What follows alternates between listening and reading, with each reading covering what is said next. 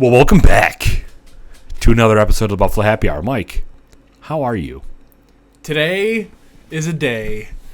Today is Monday. We are going to discuss facts, not opinions, but facts, and drink. I'm heated today. I'll just get right to the point. I'm heated. I was trying to talk like him, and I can't do it because I immediately want to throw up. Explain to the people what you're talking about, please. Governor Andy Cuomo was on live TV today talking about air filters, and it makes my head explode because he doesn't understand what he's putting out there. But it's backed up by NASA, so it's facts. So anybody in the HVAC industry that listened to his press brief today, June 29th, 2020 at 11:30, you had an aneurysm with the rest of us and immediately wanted to just scream at the computer. So I took lunch, which I didn't have a lunch today because Colleen meal preps Mondays. So I sat there hungry, listening to my stomach. I basically just worked through lunch, but I pulled it up because I got the alert on my computer of, hey, he's given his press brief, and I wanted to confirm the numbers of not hospitalizations, but the death rate, and we were at 8. 3-day rolling average of 8. So I wanted to get clarifying info on that, and then he put out that Western New York can enter phase 4 tomorrow, and then he randomly threw in a slide about filters, and I was stunned. Absolutely. I'm sitting there watching it, and then I see Merv on his slide. For everybody that doesn't know, Mike works with filters on a daily basis. So this is where this heated aggression is coming from. And not yet. I'm not heated yet. Not yet. So I'm looking at it, and I'm like, oh my God, what is he going to say about filters? I'm like, don't do it. Don't go there. And then he says HEPAs can collect COVID. And I just immediately went to orbit faster than Jeff Bezos. Because then he puts out that they're effective on micron sizes 0.01. And I'm like, hold on. Because is that accurate? Sure. But is it 100% like there is no qualms about, like, there's so much gray when it comes to microns that small. So I just immediately had a heart attack and then came back down to earth, and I'm like, okay, let's look at what he's saying. And what he basically wants is to have businesses explore the idea of including HEPA filters in their HVAC systems, and he wants it mandatory for malls to reopen. Now, when you look at, say, the Galleria, the largest local mall that we have, their HVAC system is not designed for a HEPA filter. Oh, wow. Because that is 2 inches of static, and the final resistance on a HEPA is 2.5 inches of static. So if you put a HEPA filter into your existing system, first of all, it's not even fitted for a HEPA filter. It doesn't even have the framing installed. So you have to retrofit the unit. The entire system has to be retrofitted to fit a HEPA. Once that's complete, your fan has to change because the fan is literally going to have a brick in front of it. So put a straw in your mouth and then put your hand on the other end of the straw and breathe while running. With no nose. Your nose doesn't exist. You're Voldemort. That's what you're basically asking your fan to do, is to draw so much air through a brick to function. It's not going to work. The fan's going to starve. Then your coils are going to freeze over. It's a disaster. It's an absolute disaster. So a HEPA is rated at 99.97% and 99.99% on microns 0.3 and larger. So it's a huge, long-winded conversation of, can it collect COVID, where COVID measures 0.125 micron? The answer is yes. However, it's a brand new filter is going to struggle collecting something that's 0.08 to 0.12 when it's rated at 0.3. Because COVID doesn't have anything to catch on to, right? Correct. Yeah. So as the filter loads, you have a better chance of collecting a COVID-19 particulate, but it's very, very small. The human hair is 50 micron. Mm-hmm. So we're trying to capture something that's 0.03. It's ridiculous. Like, it's extremely small. So the answer to all of our customers at work is yes, you can buy a HEPA filter, just don't put it into your system. buy it in a portable unit that plugs into the wall, and then collect everything at the ground level. And the whole thing about AC, where it spreads COVID through the AC systems, no. There are just so many things to that. There's not enough time. The episode's too short, and there's not enough Jack Daniels to get us through that. And I have to talk about the history of Jack, which is going to take like 9 years because it's Jack Daniels. But all I have to say is if anybody's actually considering upgrading their filters, is to talk to somebody who actually understands HVAC before you just throw something in your house that has HEPA on it like you think you're doing something, when in reality you're probably just going to cause thousands of dollars in damage, freeze your coils, and destroy your whole system.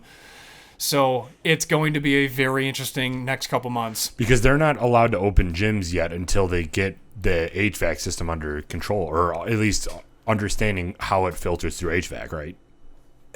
Yeah, and to collect it within the HVAC system is one thing, and there's solutions for that. Like, you can incorporate UV lights inside of your ductwork. You can change the... Dude, it's such a long-winded conversation. The easiest thing to do is just invest in something that's collecting it as an ambient source, right? So, like, which gyms have done this. They buy ionization equipment that positively charges the particles, and then that way they fall out of the sky and then or the atmosphere within the room, and then you can vacuum it up. Like, that's one way of doing it. That's probably the most economical way of doing it. He's putting all this out there, and he's forgetting the fact that he's cutting schools 20%. So if he cuts the budget an additional 20% when they're already working with they're barely funded now, then you're cutting him an additional 20% because the state's broke. And then you're asking them to revamp their entire HVAC system. That's not cheap. I mean, portable plug-in units range from $600 to $3,000. Right. So for a school, how are they going to afford all of this? To reopen? It just, nothing makes... And, dude, I'm in sales. This should be, like, the best thing in the world for me. Right. That it's a state mandate, and it's not, because I totally understand the implications of what he's saying and the science behind all of it. And it's just like, dude, he's literally telling people to buy MERV filters. That's not a thing. A filter has a MERV rating.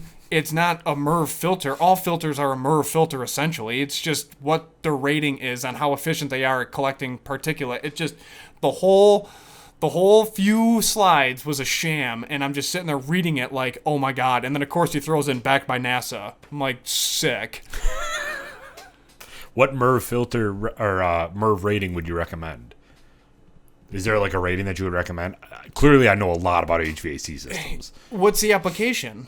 If it's M&T Bank offices, then there's already codes and standards and regulations that they have to meet, where a commercial building has to have MERV 7 pre-filters, MERV 13 final filters. If you go to healthcare, it's a MERV 7 pre-filter and a MERV 14 final filter. But everybody around here already exceeds those standards, because it doesn't make any sense. Why would you drop that low when a MERV 8 filter is 40 to 45% efficient on 0.3 micron and larger? So, and then everybody throws around the word HEPA. Like it's this magic cure-all. Hate to break it to you, it's not. I mean, a HEPA's not even on a MERV scale, really. I mean, it's above a MERV 17. So you're essentially above the MERV rating. And hospitals are at 15, 16 anyways, where they're collecting 95 to 97% on 0.3 micron and larger. Most is 95. I mean, that's like the common uniform response, and that's sufficient. And then now the standard is UV lights on the downstream side of the filters hitting the coils, and then anything with a DNA strand gets eliminated from UV lights. And that's a standard. But all of this has been going on. This is normal shit in the industry from before SARS 1. Not even COVID. It's just now that this is a public thing because he sits there and talks all day. I thought his press briefings were done. He spaced them out. He said, I'm no longer doing them every day. I'm now going to do them like every other week or whatever he said, or like just on Fridays. And now, I don't know, it's Monday and he's back on. I don't understand it. But the whole thing drives me bananas. But thank God we got whiskey, and thank God we got this podcast where I can just get away from the world. I need a vacation so bad. It's ridiculous. But would you go anywhere right now? Because everything's still reopening. I don't want to invest my... The woods. Get me away. Let me be Ron Swanson and just camp. That could work. Because I don't want to invest my money in something if I go there and nothing's open. Yeah, same thing. Like I want to help small business and invest in them, but I don't want to sit there with a mask on either. Right. And I go out for the experience. I go to places for the experience. So when all of that's 80% cut experience-wise, I mean, what are you doing? You're sitting there surrounded by a bunch of people in masks? Right. Like that's not appealing. Yeah. But at least we got whiskey at home. So and there's curbside pickup. Yes, it's true. So Jack Daniels we got this week. Last week, if you missed it, we did Crown Royal, and this is another basically staple for the market. Crown Royal, the first thing you think of is Canadian whiskey. Jack Daniels, the first thing you think of is Tennessee whiskey. So, Mike, take it away. We're drinking the original number 7 Black Label. Jack Daniels has a lot of products, which I'll briefly touch on, but for the initial info, it is 80 proof, surprisingly low.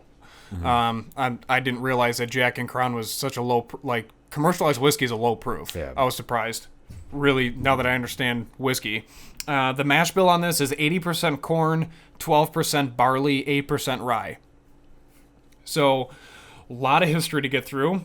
I'll try to keep it interesting. But yeah, there's a lot going on. So, Jasper Newton Jack Daniel is the founder. I can see why he changed himself to Jack. Yeah. So, he was born on September 5th, 1846, per the Tennessee State Library records. However, there's sibling diaries and census records that state he was born in January 1849. Either way, he was the youngest of 10 siblings, but after his mom passed, his dad remarried and then had 3 more kids. Dad made a lot of children. 13 kids. Holy shit. Yeah. So his dad passed away in the Civil War. I have a full football team. No doubt, dude. If he jumped in, all-time quarterback, yeah. He was fine. So his dad passed away in the Civil War, and since he did not get along with his stepmom, he ran away and became an orphan. As a teen, he was taken in by a man of the name Dan Call, and Dan was a preacher and a moonshine distiller. He began learning the trade from Dan and Dan's head distiller, Nathan Green. And Nathan Green was actually a slave that worked with Dan. Really? Yeah, and they were that's like, interesting. Yeah, and they were like, I guess friends. All right, first beat. Here we go.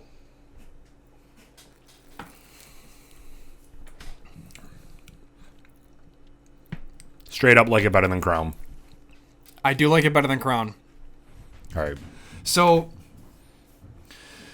in 1875, Jack received his father's inheritance from the estate and then legally registered a distilling business with Call. Call eventually quit for religious reasons, so Jack kept working with Nate. The brand label on the bottle says established and registered in 1866, but his biographer had cited official registration documents asserting the business was not established until 1875, which is a huge year gap. In 1884, Jack purchased the land that Jack still uses to this day. The famous square-shaped bottle started in 1897 with the intent to convey a sense of fairness and integrity. The old number 7 brand name was the number assigned to Jack Daniel's distillery for government registration. That was the original district that the distillery was placed in. And the district number changed due to the government. The government just changed district numbers, but because he was already registered as number 7 in a business entity sense, he just kept it and then rolled with it, even though the building didn't change districts. It was still in the same spot. So he didn't take off with his whiskey until he won gold in a fair in 1904, and then he died in 1911 from blood poisoning, but nonetheless, the distillery kept operating. The product is classified as straight bourbon, though the company disavows that classification and calls it and markets it as Tennessee whiskey. That's allowed because of the North American Free Trade Agreement. And for those of you who don't know, on January 1st, 1994, U.S., Canada, and Mexico agreed to it and then formed a trilateral trade bloc allowing free trade. This then morphed into the U.S., Canada, Mexico Agreement, USMCA, that President Trump pushed for in 2018. This new agreement begins July 1st, 2020. So just before this airs. As defined in the trade agreement, Tennessee whiskey is classified as a straight bourbon and authorized to be produced in the state of Tennessee. Jack's Black Label sold 12.5 million cases in 2017, and other brand variations like Honey, Gentleman Jack, and Jack Fire added 2.9 million. And then lastly, their other products sold 800,000 cases, totaling 16.1 million cases sold in 2019 for Jack Daniel products. So when it comes to Tennessee whiskey, and just based off what you just said, it's considered a bourbon.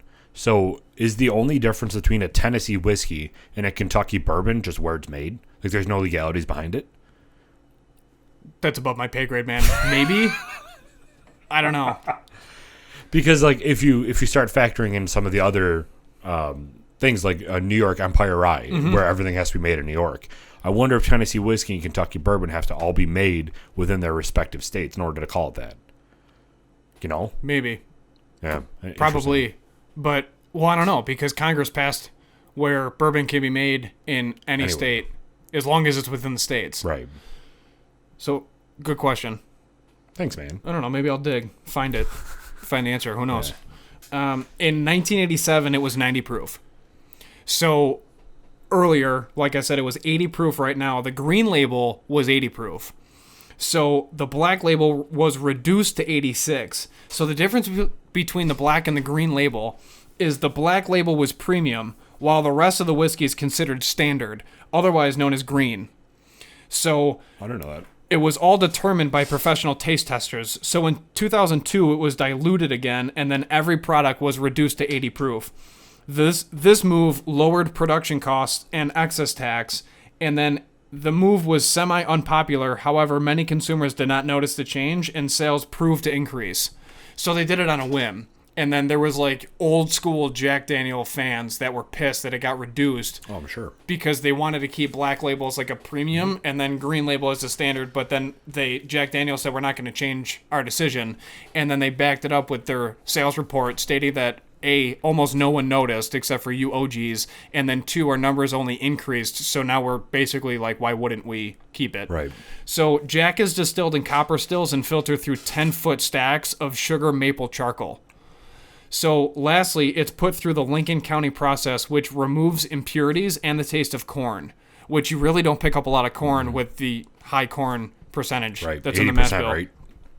Yeah, wow. The process is simply steeping the whiskey in charcoal chips before going into the casks for aging. That's the Lincoln County process. Jack argues this added step makes the product different from bourbon, but the trade agreement requires the product, which is a Tennessee whiskey, to be considered a straight bourbon whiskey. The product label mentions a sour mash, meaning when the mash is prepared, some of the wet solids from a previously used batch are mixed in to help the fermentation process operate on a more consistent basis. Jack Daniel's has 16 different products. They won an insane number of medals and is one of the most well-known whiskey brands in the world. 1.9 million barrels are aged across several dozen barrel houses as we speak, some of which are visible across all of Lynchburg. The distillery hosts tours, and in 2016 added a $140 million expansion to their distillery. So, wow. Needless to say, they're semi-successful. Right. Do you know what the other products are? Yeah, so they have Gentleman Jack, Jack Honey, Green, Black Labels, they have Fire, and then they have a couple other products as well on top of that. Do they have like the flavored stuff, or is that strictly Crown? Like they also Apple. They also have Apple. I didn't write them all down, but there was a ton. Yeah. Well, there's 16. Right. So. Yeah. Yeah. Right off the bat, this is definitely more tasteful than Crown to me, in my opinion. With the filtering process through the maple charcoal stacks or whatever, you can totally pick that up. This is actually pretty good. I cannot tell you the last time I had Jack. When was the last time you had Jack? Long time. Yeah. Long time. Probably 6. Probably 6.5 years ago was the last time I had Jack. Yeah. This to me is a better whiskey to drink just straight than Crown is. Yeah, absolutely. Crown you can mix, but this Jack is very good. So they have, just to list some of them, they have Honey, Single Barrel Select, Tennessee Fire, Gentleman Jack, Tennessee Apple. They have a gold label. They have Jack Daniel's Country Cocktails. Then they have number 7, also green label. It's, yeah, there's a lot going on. Wow. But it's, honestly, it's better than what I remember. Yeah, it's better than I expected. Interesting. Well, stay tuned for the rest of the episode where we get into our cocktail suggestions as well as the rating at the end. Do you have anything else to add? You got quite a sheet there. No, that was everything. Really? Yeah. That was very cool. Interesting. And I could totally understand why he changed it to Jack. Because I don't know if... What was his real name again? Jasper Newton? Yeah, I don't know if Jasper Daniels would have sold as well. Jasper Newton Daniel. And they literally have no clue when he was born except for 2 potential dates. Were they in the same year at least?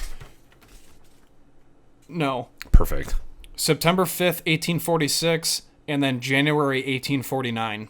Wow. So September 5th, 1846 is per the Tennessee State Library records, but the census records and then sibling diaries that were kept are showing January 1849 is when he was born. But they said either way, he's the youngest of 10 siblings, but then his dad remarried and then had 3 more kids with her. Yeah, he was busy. A little bit, making all the sweat. I wonder if he has a son named Jack, too. They're just keeping the name going on. Or Jasper, maybe? When he passed away, I believe it was one of his, either his kids or like a nephew kept the books and then kept things rolling. But so if your real name is Jasper, and then you change it to Jack, and then you have a son and you name him Jack, would he be a Jack Jr.? Or no, because it's technically not your real name. Your real name's Jasper. Yeah, if Jack is your surname and not your legal name, then no. You would have to change your legal name to then, and keep the middle name to then have a second. Or a junior, rather. Do the middle names have to match in order to be a junior? Yes. Oh, okay. I didn't know that. Yeah. Because my dad's... Yeah, your father's name is Michael. Yeah. But you're not a junior. Correct, because he has a different middle name. What about the whole process of like 1, 2, 3? Like people do juniors and stuff, but what about the third? Like when do you use the third instead of junior? Well, I think that's what it is. Oh, after it gets past the junior, now you're the third. Yeah. Or you just started from the beginning, and you're like, I'm the first, and then this is the second, and then you like document it. I don't know. Totally spitballing. Yeah.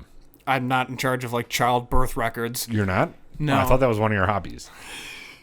But that'd be interesting. So are you going to name your son Michael? Colleen's opposed to that. All right, perfect. I've tried. I mean, Michael means godlike. Right. So it's a solid name. I have 3 friends that are all named Michael, but in different languages. So it's fun. I have a Mike, a Miguel, and a Misha. What is Misha? Italian? Russian. Oh, well, that makes sense. Yeah, Italian. There you go, Mike. Keep drinking. Oh, my God. We'll fix that in post. So what else, Mike? What else is going on? Well, you came over for brunch. We had our first Buffalo Happy Hour brunch session. And you got to talk about something that you made in particular. Tell the people what happened. Dude, so we were supposed to go on an interview on Sunday. Unfortunately, that didn't happen, but we're in the process of rescheduling it. And since we were already planning on hanging out, we're like, we might as well just keep making content and let's go for brunch. So we ended up going over to your place for brunch. You wouldn't let me bring anything, which was super lame. And you're like, don't worry, Derek, I got it all. I'm like, all right, whatever. So I get there, you've made a buffet for about an army, and we just destroyed everything. And then what did we have? Pancakes, eggs, what else? I have such short-term memory. Pancakes, eggs, bacon, a fruit bowl, and then you also made for dessert a beautiful cinnamon roll from scratch. So tell the people how you made the cinnamon roll, man, because I was thoroughly impressed.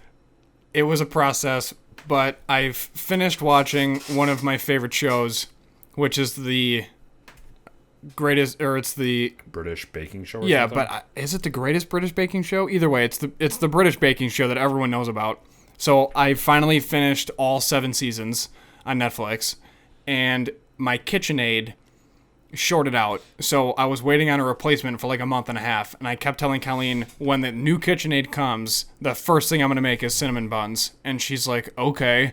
So She's like, whatever, do you? yeah, but I've literally used it more than she has by 5 times. Yeah, you're a little baker now, huh? I love baking. And she was the one when we first met. She did all the cooking, all the baking. Like, she's fantastic in the kitchen. I'm fantastic when it comes to cleaning. And that was what we always did. And then now we like fight over who's going to cook and who's going to clean, which I guess is a good problem to have in a Right. relationship. But Because both of you want to do it, not because neither of you want to do it. yeah, exactly. It's a So good problem to have. we went to Wegmans because I needed like a couple other ingredients for the cinnamon rolls that we didn't already have in the house. Because clearly the new KitchenAid arrived. So we went to Wegmans, and Wegmans has been out of dry yeast forever. It's been like 3 months. Dry yeast and Clorox wipes. Can't find them anywhere. Correct. And they have no clue when they're going to get a restock. So while we were in Wegmans, we looked at a substitute on how to make dry yeast, or at least what the substitute is for it, which is basically equal parts lemon juice and baking soda. So I grabbed some lemons and then juiced them for that. So basically, I combined 2 different recipes on how to make the cinnamon buns my way. But the dough hook for the KitchenAid came in clutch, which I'm super excited about. But our oven does not prove, and we don't have a proving drawer for the dough. So I had to improvise. But basically, I made the dough, and then I made it in the KitchenAid bowl, and then saran wrap the top, and then prove that for an hour.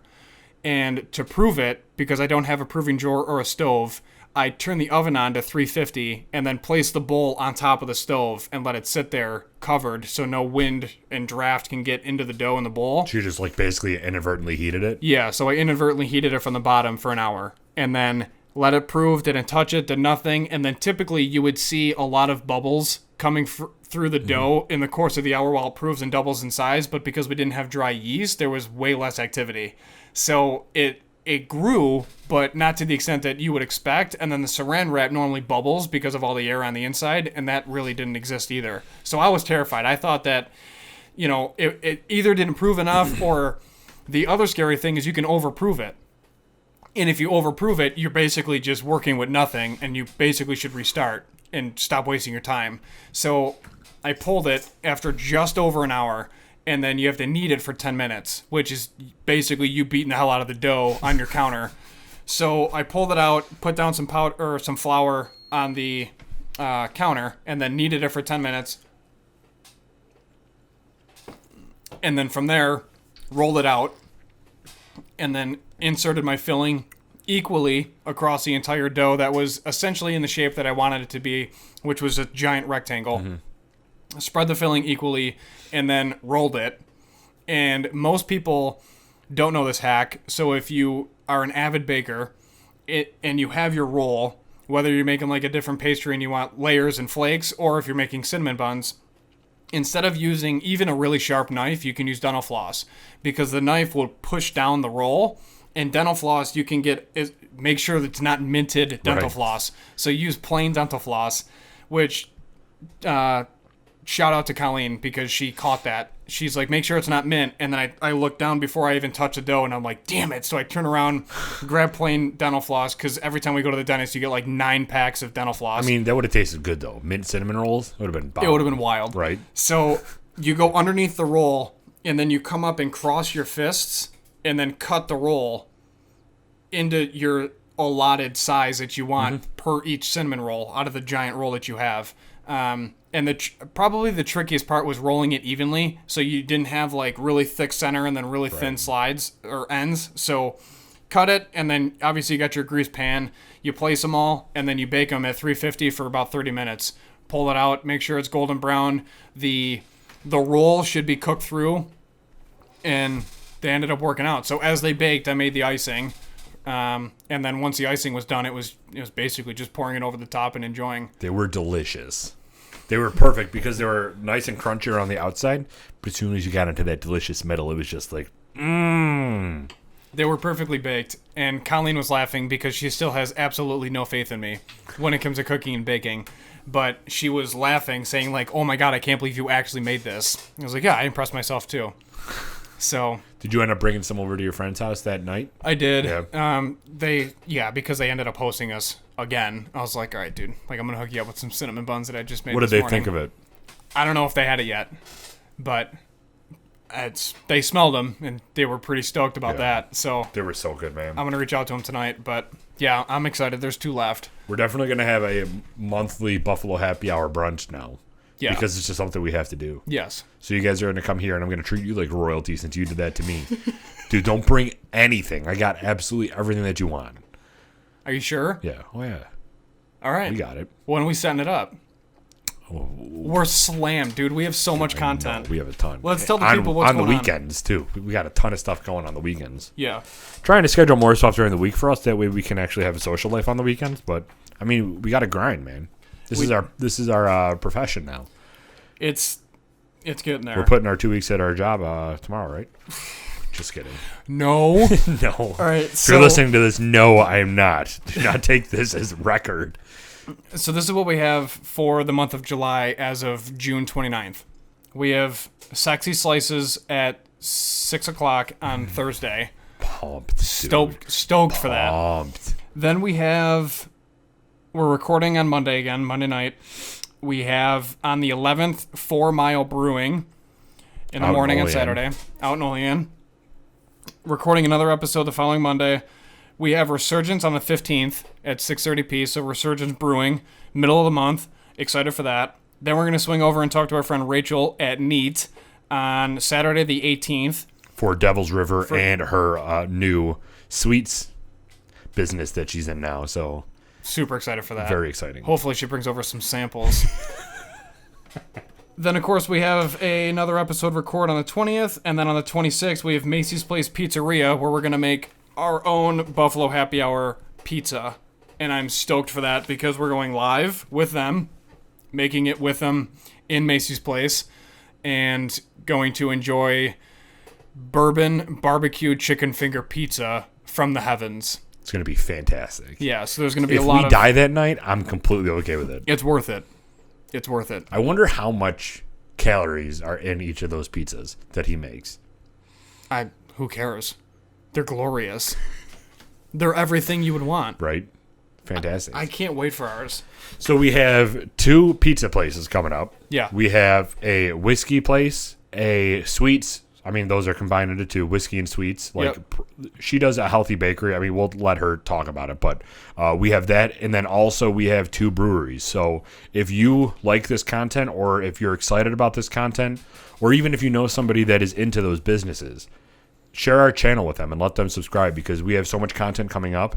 It's going to just be crazy once this takes off. And then we still have a winery coming up. Yep. So we're getting around. Yes. Call us a neighborhood bike. Everybody gets a ride. Jesus. I don't know if I want that associated with my name, but okay. Yeah, me neither then. Yeah. So should we drop the beat for the cocktail section and crush that? Absolutely. All right, I will not make a weird face this time, I promise.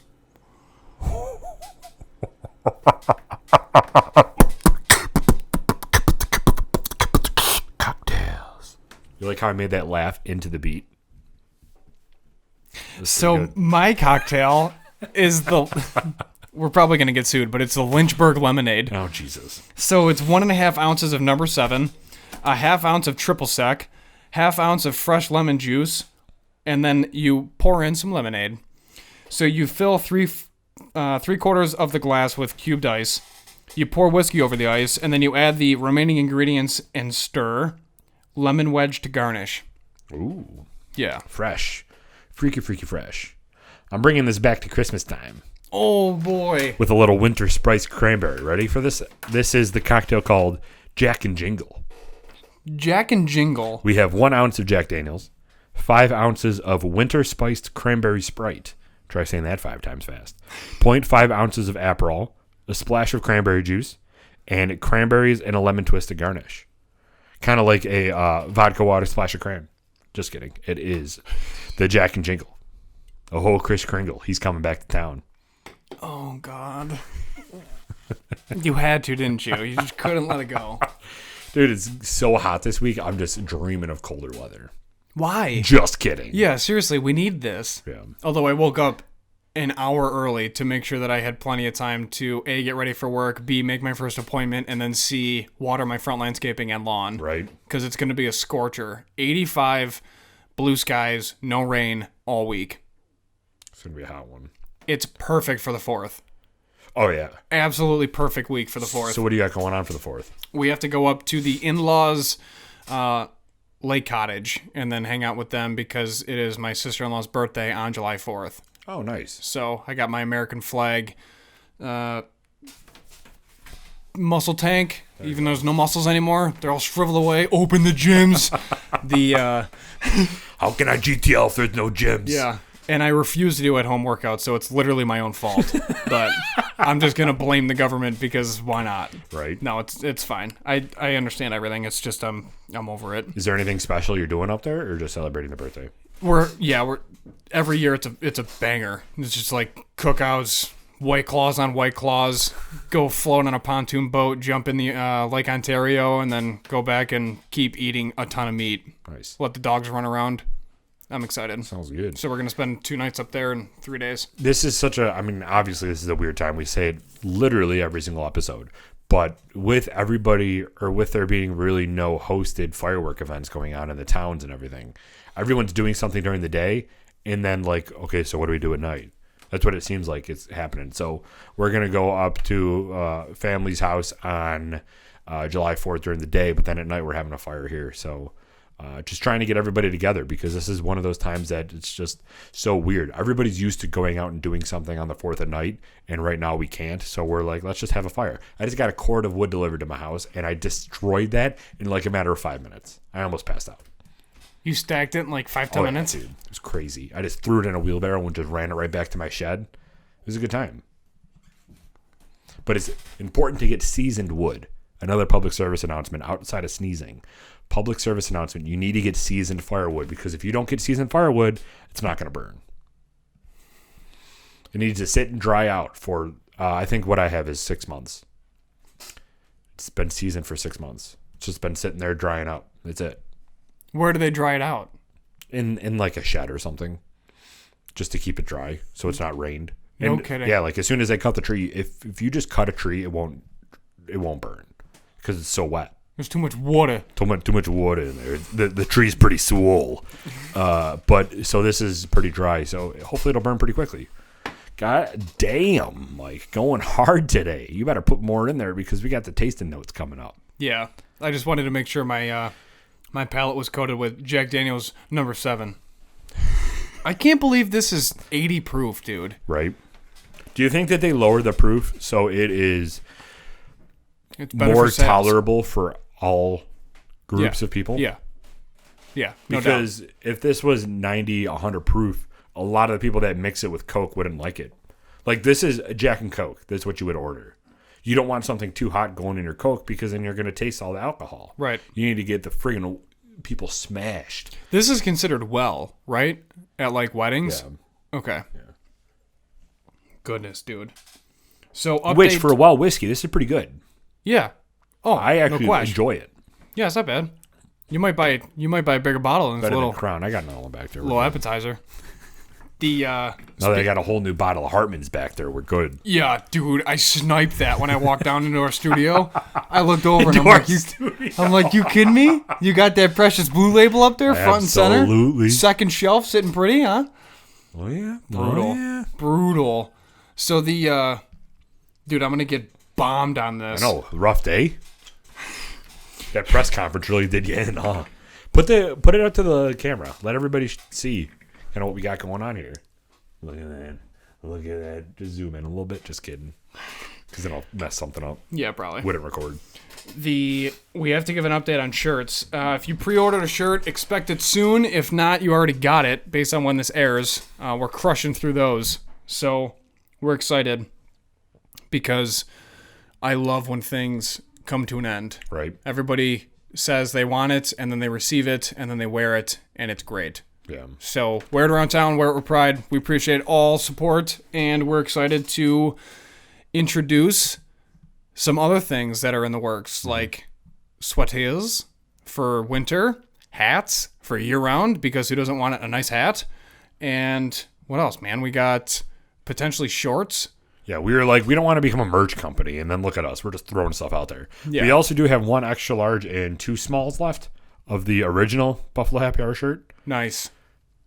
So if you're interested in that, it's just cool that we decided to do something completely different from the original. Because if I was a consumer, I would not want the same color shirt or a different color shirt, same logo, and it just be the end of it. Right. Like, that would be boring. Oh, yeah. We did something completely different. These new shirts, Whiskey Makes It All Better, is awesome. And it's just something that you can just wear around the house. Wear anywhere. These are extremely durable shirts. They're high quality, and you're just going to love them. Mine has not shrank yet. No. Also, I made the mistake and I dried it, but luckily I dried it, and then it did not shrink. Oh, I've been drying all the time. Oh, really? And it still hasn't shrank. I'm just super anal about dryers. Both blue shirt and the black shirt. Okay. They have not shrunken. Honey, I Shrunk the Kids. They have not shrunk. So we're good. We're golden. I like that. Also, if anybody is an English teacher and wants to help Derek, feel free to jump in the comments. Shrunken. Goodness, golly. How do you clean hats? You don't. So when they're dirty, you just toss them? No, you just wear it. Well, you got it. There has to be a way to clean hats. I mean, you might be able to wash them and then let them air dry, but I don't. Can you take, what is it, toothpaste or something? Or is that for something else? I don't wear hats, remember? Oh, yeah. Nice. Nailed it. Yeah. You wear the same hat every day. Yeah. As of the end of 2019, early 2020 to now mid 2020, I didn't start wearing hats until the end of 2019. I don't know so anything. Strange to me. And now you wear it all the time. Yeah. Where's that haircut? You got a fresh haircut? No. No? Not since the last time. So this is just growing. Just growing. I need to get one soon. You do. Oh, thanks, Dad. We got... Thanks, Dad. Did I disappoint you? Our hats are sick. I'm surprised you didn't wear that one. Well, I came from work. Oh, yeah, because I work late because of Cuomo's press brief. It's fine. Everything's fine. I'll sit there and talk to customers all day about HEPAs. So our new hats are sick. Yeah, We're going to post a picture of them. We didn't yet, right? I don't think so. Yeah, so... Yeah, no, we didn't I didn't because we got to sit down and confirm the end details. Yeah. So we are experimenting with new hats. Oui. Don't know what that was. We're experimenting with new hats, and we're trying to figure out if we want to do like a vinyl press like we did for the shirts and everything, or if we want to just go full out embroidery, patching, and all that stuff. I wore it to my buddies who wears hats every day, and he literally grabbed it off my head. Really? And my hair was a mess, and I was embarrassed because there was family there. You're like, oh my god, you're seeing me so vulnerable. I was like, goodness, give me some lead time to just hold my hand in my hair. And he looked at it and he goes, "That's sick. That's way better than the last one. That's really cool." I was like, okay, well, this is prototype number 2, so chill. Yeah. Once it's all confirmed and everything else, but yeah, I definitely wore this over to get your opinion because he's a hat guy. Yeah. So hats are going to be obviously pretty pricey. Well, I don't know. We still have to get down. Really. We got to sit and talk about them because these hats are going to be sick. If we end up going with this, so we'll post a picture on it. We worked with this company out in Florida called Safari Sun. I'm pretty sure what it's called. And what they did is they sewed a leather patch on to the top of the hat, and it looked sick. She did a great job because she convinced us out of the dark leather that we were going to do. And she's like, I think your logo would look much better with this lighter leather. And it looks fantastic. I'm very, very happy with the way that they turned out. Same. And they fit good, too. Yeah. So didn't know much about hats until we started talking to her. There's low profile, mid profile, low structure, mid structure, all this different types of stuff. Do you remember what those were? Yeah, so they're low profile. Mid profile, low structure, I think. Okay. Which means that it's not going to make you look like you're Peyton Manning with a huge forehead. Yeah. So these will fit around your dome like a regular baseball cap, like you're wearing now. But it's so cool. We're going to look at getting it embroidered because I'm pretty sure that's just called leather patching or something. Yeah, and the leather patch is literally raised off of the hat itself, so it's just a fat circle with our logo embroidered into it, similar to the Clemson logo, how it's slightly raised, but this is like a New Era stitched logo, where theirs is the circular leather patch, and then the logo's engraved into that. Yeah. It's a nice hat. So we're going to look at getting embroidery done too, just to see what we would buy as consumers. If we were consumers, for this. So keep on the lookout for that and let us know if you want something along those lines. We're just toying with some stuff right now, but I want a hat really bad for myself, and we got some. And we just thought we might as well just keep going with it and see if anyone else wants to buy them. So let us know in the comments below if you'd like one. Yeah, ballpark price is like $40. Yeah. So let us know. But they're sick. They're also one size fit all, so they're not snapback. And then what else? They're like a light blue.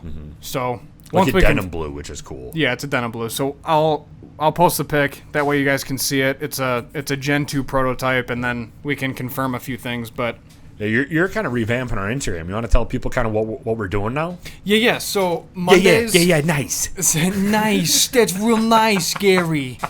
So on Monday we're doing the episode is live. Go watch it on whatever platform you want. On Tuesday we're doing Cocktail Tuesdays. Wednesday we're gonna release the whiskey review, where we go through the rating scheme and rate the whiskeys. And then Thursday we got the Cocktail Thursdays. On Friday we got our live interviews.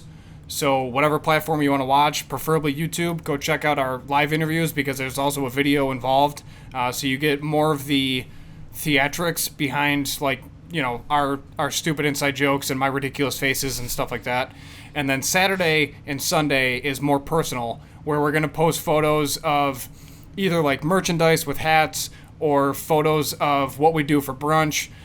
If we're going out for the interviews, like, that's going to be included on the stories, but there's also going to be other photos that we take while we're on site. And then there's also going to just like personal content. So that way you guys can kind of follow what the Buffalo Happy Hour is doing throughout the week, and then see the journey that we're on. So you're on the journey with us. Yeah. So we're excited. So Saturday, Sunday is like more personal, and then that way you can kind of see, what we're doing. But I started with our dogs because we talk about Sam and Cleo a lot. Yeah, and Cleo makes an appearance literally every single episode. I'm surprised she hasn't already. Same. Yeah.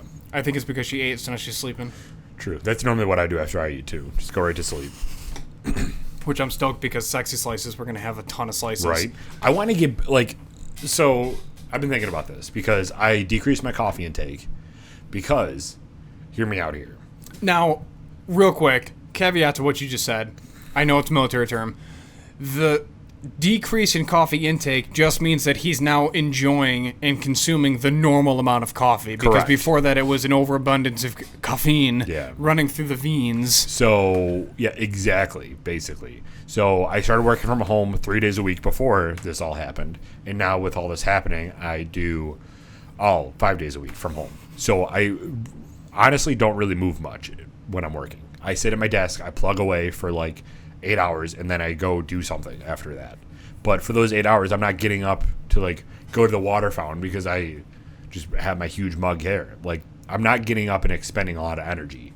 So when I also started working from home, I increased my caffeine intake because I'm here. Might as well drink more coffee. The three things that I drink on a daily basis are water, coffee, and whiskey. Whiskey, maybe not every day, maybe every hour, but every day I have water and coffee. That's a given.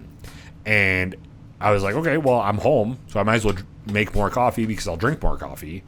Not a good idea if you're not moving so much. Because I think that with my increased caffeine intake, I'm getting a little heart palpitations, you know what I'm saying? So I'm not expending any of this energy that I'm consuming from caffeinated bean water. So I thought might as well just like try to decrease it. So now instead of 10 cups a day, which I was doing, I'm back down to 6. So we'll see how this goes. Well, cheers, man. Yeah. Hopefully you don't get insane headaches. Last week was tough. So last week I started it, and I had some severe headaches last week. It worked its way all the way down my neck. So we're just going to continue. Like today I went golfing. I had 4 cups of coffee before I went golfing, and that's it for the day. So I'm feeling pretty good now. But it's gonna be quite the journey. It's tough. Being so addicted to coffee and being like, you know what? You hurt me. I don't like telling people that I love that I hurt them or that they hurt me. So we're going to try it out, see how it goes, and hopefully we're around for next week. Yeah, hopefully. Well, cheers, man. That's exciting. Yeah. I mean, you got to do what you got to do because right now it's not moving that much. If you're having a similar issue because everyone's working from home and not doing as much, it can catch up to you really quick. Mm-hmm. So just take a step back, look at your caffeine intake, look at how much energy you're expending, and also adjust your calorie intake too, because you don't need to be eating the same amount if you're not moving. That's what's going to lead to overweight. So take a step back, understand what you're doing, and tailor your approach based off of your activity level. I'm starting up with MyFitnessPal again, not because I want to lose weight, but just because I want to see how many calories I'm eating. What's your macro ratio, bro? 30 carbs, 40, or 30 carbs, 20 protein, 40 fats, I think. No. Your fat should not be that high. It should Maybe be... it's the other way around. Maybe it's 40, 30, or 40, 20, 30. I don't know. I can look at it. I completely forgot. But, like, I did it based off of my body type because I'm an endomorph or whatever, which equals fat slob. So I looked up. I'm like, what is the best macro way to be healthy for an endomorph? Yeah. And I forgot it. So it's on my phone, whatever it is. Sick. But it's normally like 40, 20, 30, right? Carbs, proteins, fats. Or It all depends. Yeah. Yeah. We'll see. Just try not to eat as many carbs. I don't need, and like that's the other thing too. I eat so much food. I don't need to eat that much. I'm not doing anything except going golfing today, which I probably lost some weight because I don't eat in the morning. So I just go out and just start destroying it on the golf course. And I'm walking 14 miles because I go from the right of the fairway to the left of the fairway back to the right. So I'm walking double the distance of the course in general. Very true. Very true. So, yeah, we're just trucking away. But I'll let you know about my caffeine intake as we go on. But I'm feeling pretty good about it. Well, good, man. Cheers. That's exciting. Thanks, dude. Yeah. Appreciate it. I just want to live, I want to see episode 50. Oh, you will. I think for episode 50, we need to have... Coffee? No. Oh, damn. We're gonna drink what we're gonna drink. We're not gonna tell the people, but we're gonna drink what we're gonna drink, and then we're gonna have a side of bacon to go with it. Oh, my God. Because what else? Why not, right? Other than steak, which is now probably a viable option. Right. I mean, we could have steak wrapped bacon. Bacon wrapped steak. There we go. That sounds like a good idea, doesn't it? Yeah, it does. It sounds like a real good idea. Dude, that's gonna cut the profile. The tasting profile to where I would actually enjoy it because the fat enzymes from the steak are going to actually blend a little bit better with the tasting profile. We won't get too into it on camera, but I'm just saying there's a very high likelihood that we're going to be doing some grilling. You're getting mad excited about it, and I'm really juiced. Yeah. You want to do it at like 10 a.m. on a Sunday? Yeah, because then we have time. Yeah. And we can enjoy it. Yep. That's right, dude. We're in control. We can do whatever we want. Right? We're our own boss. I mean, Except- around our full-time Yeah, jobs. we're except our own Journey and boss. Colleen are also our bosses, so Kind of. kind of. So speaking of that, before they get too mad, because we've been blabbling for a while, we should rate this thing. Yep. So let's jump into the label and branding of Jack Daniel's No. 7 Black Label OG JD. What do you got? I'm subtracting a point because his name was Jasper. No, I'm just kidding. I would probably say A+++. It's not as 4 pluses as Crown because Crown had that sweet ass bag. Yeah. And this isn't like crazy. I mean, it's in a cool square like glass, which is pretty sweet. And it has Jack Daniels. I was like in mid burp too. And it has Jack Daniels engraved on the top, which is sweet. It's still a twist off. I don't know why these companies are doing twist offs. It doesn't make sense to me. Probably saves money. Put a cork in it, right? Isn't that what the phrase is? But it's engraved. It's cool. If you took the label off, you'll still know what bottle it is. It's obviously like a huge player in the game when it comes to whiskey, and it's an OG. So I would give it an A+++. Yeah, and his signature is engraved in the bottle 4 times. Yeah. So, I mean, Jack is Jack. Yeah. Everybody knows the label. It's literally associated with every motorcycle rider ever in the history of riding a motorcycle.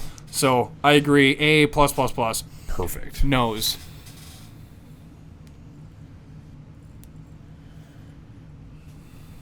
I'm getting a little sweet, vanilla, kind of a toffee scent, but nothing, and then ethanol. Yeah. But that's about it. I'm getting like a maple and a cinnamon.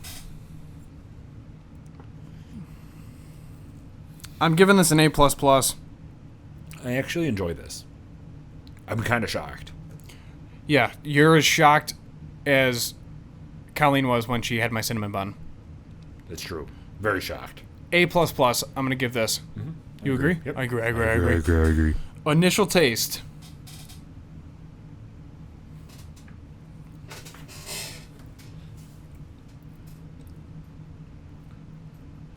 I'm getting like a candied caramel. Yeah, I was gonna say I'm getting a little bit of a sugar. Yeah.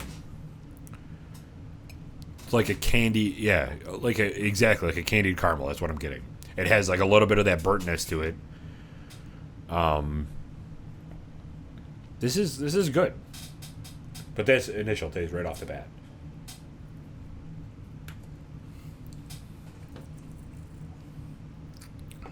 You're getting a faint bit of honey, but I think that's really just coming from the oils. Yeah, this is the back end of the initial taste. Yeah. Yep.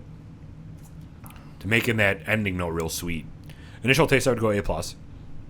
Yeah, I agree. Ending note. There's little burn on this, No, but I think yeah. it's because it's also an 80 proof. But it's just a little. It's a slight burn. It's nothing crazy. There's really almost no hug. Being high corn, they eliminated the corn taste, which is nice, and I like. I mean, the filtering process on this is insane. So, and they're 10-foot still of maple. Yeah. You're kind of getting like a charred.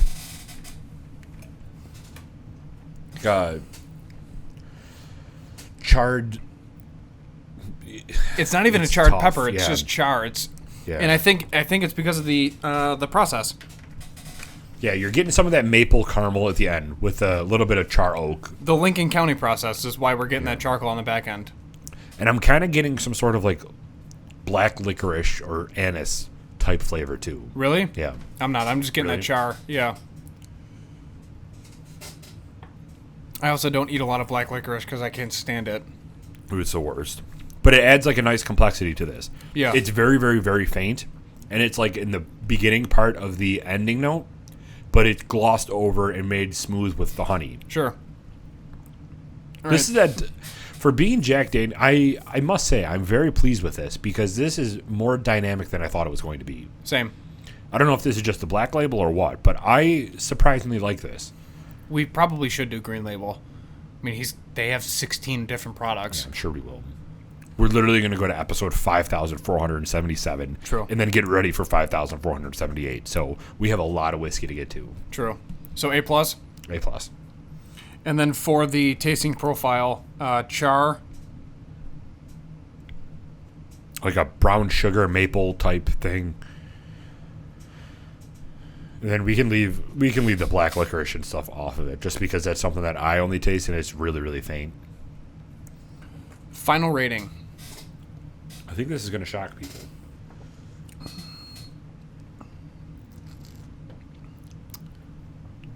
Give me that countdown. 3, 2, 1. 93. It's good. 91.5. I like it. It's a very solid whiskey. I think that they got the mash bill right. The high corn. Their aging process and their filtering process basically eliminate the sweetness of the corn. You're not getting any corn sweetness in here. It's sweetness from the sugars that are from the caramelized wood sugars. That's what you're getting. Because it's probably sitting in a heavy char barrel, like a char 4 barrel, for 4 years. And then with their maple charcoal process, it's giving you this deep, luscious, caramelized wood, what you would expect in a very intricate filtering process. Yeah, I mean, we're total noobs and novices, and for us to say that we got their mash bill right after they sold 16.1 million cases of Jack, I would hope so. Yeah, right. I mean, it's better than I remembered. Mm-hmm. Definitely better than I remembered. I wouldn't even consider this a mixing whiskey anymore. I was just about to say, like, I'd barely order this on the rocks. Like, I would have it neat. Which is, I don't know, I'm surprised. I guess I'm a real man. I wonder what the original formula with the 90 proof tasted like and how much different it was. Yeah. Because honestly, I bet if they raised this to 90 proof, it wouldn't taste as good because you would get more of an overpowering ethanol taste and it wouldn't be as flavorful. This is a whiskey that you can just slam. It's not going to get you. It's 80 proof, 40% alcohol. It has a lot of flavors, and I think that this is a very delicious whiskey. How much good. does he sell for? You know, I could look it up. I got it. offhand. Because this is probably in the same price category as like Elijah Craig, as your Bullet, Crown, Jack. They're all in that probably 40, 34, 32. Yeah. So it's a cheaper whiskey. But I don't know, dude. I honestly might put this above Bullet. I don't even remember what we rated Bullet. Give me some Bullet.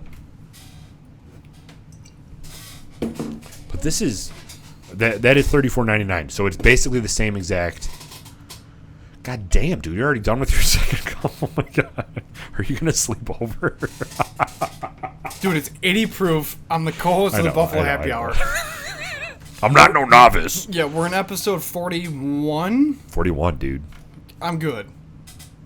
I even skipped lunch. Oh my god. I worked through it, dude. We were too busy. All right, so a little shot of Bullet. Right after drinking Jack Daniels, we're going live. I'm gonna let you know.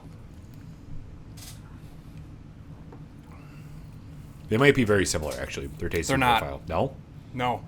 This Bullet tastes like watered down compared to Jack. I am shocked. Wow, dude. I really wish you drank like a real man so you can do this right now. All right, dude. Easy. There's a $3 difference in price. And it's insane how watered down this is compared to Jack.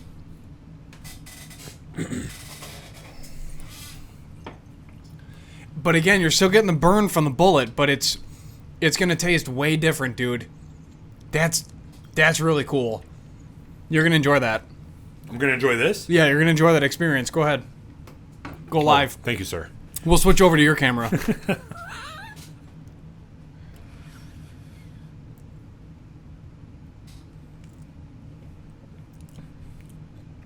Wow. Insane difference, isn't it? The contrast on that's nuts. Jack is heavy caramel, heavy maple. This is a light vanilla. Yes. So that's where you're... I honestly thought that they would be very similar. These are not similar. No. I would put... All right, here we go. We're breaking it down right now. Devil's River. So all in this category. Devil's River, number 1. I agree. Next, Elijah Craig. Okay. Next, Jack Daniels. Then Bullet, then Crown. Yeah, I agree with that. Again, take it with a grain of salt because they're different types of whiskeys, but the flavor profile of this Jack Daniels is significantly better than I thought it was going to be. Yeah. I'm impressed. And that's why we do this podcast, to let you guys know the truth. The truth about whiskey. We're talking about the facts. We're not talking about opinions. I think this would be considered a HEPA whiskey. All right, guys. Take care. Enjoy yourself. Drink responsibly. Send us out, Mike. Go for it. Make sure you follow us on Instagram, Facebook, Twitter, YouTube, Spotify, iTunes, Apple Podcasts, Anchor, whatever other podcast platform we are on it. We appreciate any and all support. Make sure you subscribe if you have not. And if you cannot subscribe on YouTube because you have because you don't have a Gmail email, I will firmly state, welcome to 2020. Create a Gmail email Jesus. And then subscribe to us on YouTube because it's only going to help us promote and further help the city of Buffalo. So please, just send us a subscribe. This is what we do, and we're branching out to every single business. This has been episode 41, Jack Daniels Black Label. Derek, I appreciate your time. Supporters, I appreciate your time. We will see you next week for episode 42 after we conduct a couple interviews with a couple different people. Oh, yeah. Take care. We're out.